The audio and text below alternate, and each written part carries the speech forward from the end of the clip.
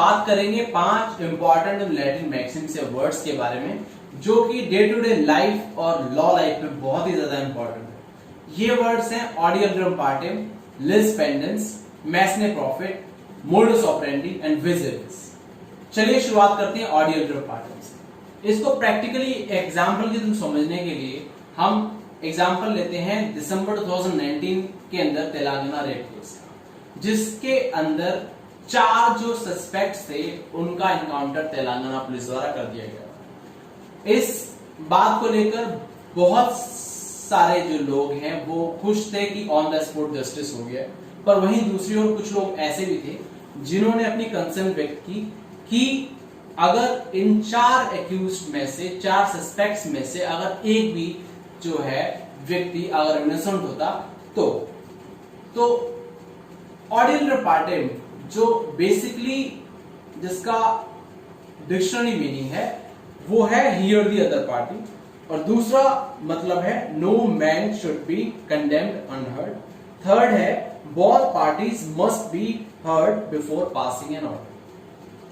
Article 14 and Article 21 of the Constitution of India basically इस context में read out किए जा सकते हैं, और ऑडियल्ड्रम पार्टिम को बेसिकली सिंपल लैंग्वेज में कह सकते हैं कि मींस दूसरे पक्ष को सुना जाए। इसका ऑब्जेक्टिव यही है कि दूसरी पार्टीज का क्या पॉइंट ऑफ व्यू है, अपने केस को लेकर वो क्या कहना चाहता है, क्या डिफेंस लेना चाहता है, क्या उसकी सफाई है, वो एक बार सुना जाना चाहिए। उसके बाद कोर्ट को जो भी लगता है वो अपना निर्णय सुना सकती है। इस ऑडियल्ड्रम पार्टिम की डॉक्ट्रिन को और इन डेप्थ में समझने के लिए आप Maneka Gandhi versus union of India का जो जजमेंट है उसको रेफर कर सकते हैं, ऑनरेबल सुप्रीम कोर्ट का जजमेंट है उसको रेफर कर सकते हैं। चलिए लिस पेंडेंस समझते हैं। सेकेंड लिस पेंडेंस। लिस पेंडेंस का बेसिकली जो डिक्शनरी मीनिंग है वो है ए पेंडिंग लीगल एक्शन। लिस का बेसिकली मतलब होता है सूट, और पेंडेंस का मतलब होता है कॉन्टिन्यूटी या फिर पेंडिंग। तो इसको प्रैक्टिकली सिंपल लैंग्वेज में हम कह सकते हैं कि means during the pendency of the matter. Section 52 of the transfer of property act के एग्जाम्पल की तरह अगर हम समझें इस लिस पेंडेंस को, तो मान लीजिए 2 पार्टीज के बीच में एक प्रॉपर्टी को लेकर, इमूवेबल प्रॉपर्टी को लेकर एक कॉम्पिटेंट कोर्ट के अंदर कोई मैटर पेंडिंग, और उन पार्टीज में से कोई भी पार्टी जो है थर्ड पार्टी इंटरेस्ट क्रिएट कर देती है या उस प्रॉपर्टी को बेच कर देती है जो कि सब्जेक्ट मैटर सूट का है। तो उस केस में ये जो सेल है और ये जो परचेज है ये वैलिड नहीं होगी, और जो पार्टीज हैं जो भी कोर्ट का निर्णय होगा अंतिम वो पार्टीज के लिए मान्य। तो ये आपका लिस पेंडेंस।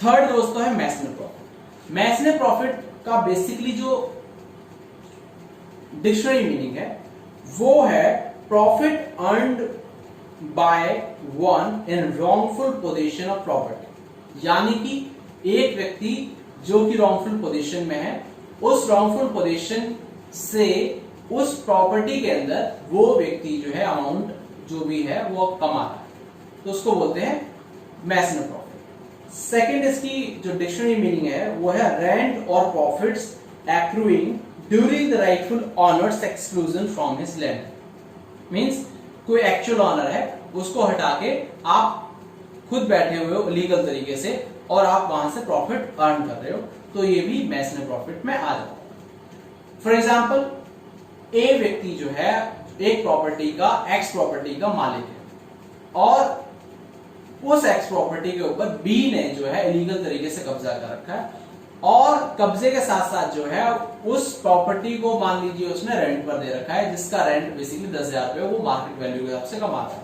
मान लीजिए 6 महीने के लिए उसने रेंट जो है वहां से कमाया, तो ए भी अगर उस प्रॉपर्टी को अगर वो रेंट पर देता तो उसका 10,000 रुपए महीना वो भी कमाता, मीन्स 6 महीने में 60,000 रुपए कमाता है।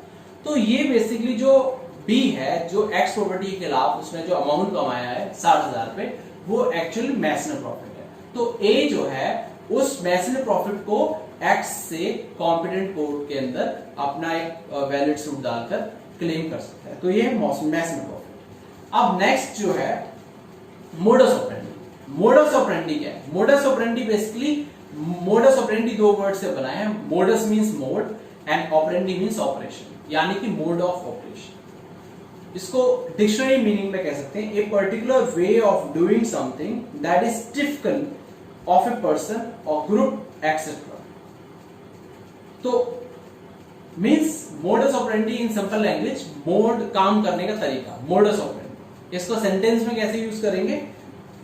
If you are unable to succeed then you need to make changes to your modus operandi. Second, the internet has been part of the terrorists modus operandi। तो ये है modus operandi। अब थर्ड है, नेक्स्ट है fifth, vis-a-vis। vis-a-vis का जो dictionary meaning है वो तीन है बेसिकली। एक है in relation to someone or something, second है in comparison with, and third है face to face।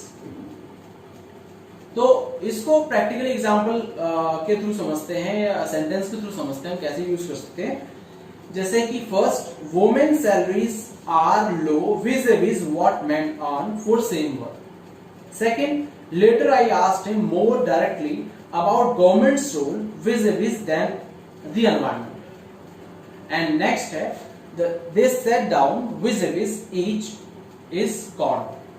तो दोस्तों बेसिकली ये एग्जांपल्स हैं vis-a-vis। तो हमने ये 5 लैटिन मैक्सिम्स या वर्ड्स समझे, मुझे उम्मीद है आपको समझ में आ गए होंगे अच्छे से। और अगर आपकी कोई क्वेरी या सजेशन है तो आप मुझे जो है लिख सकते हैं कमेंट बॉक्स में। और please keep giving your love and support. Thank you so much. जय हिंद, जय भारत।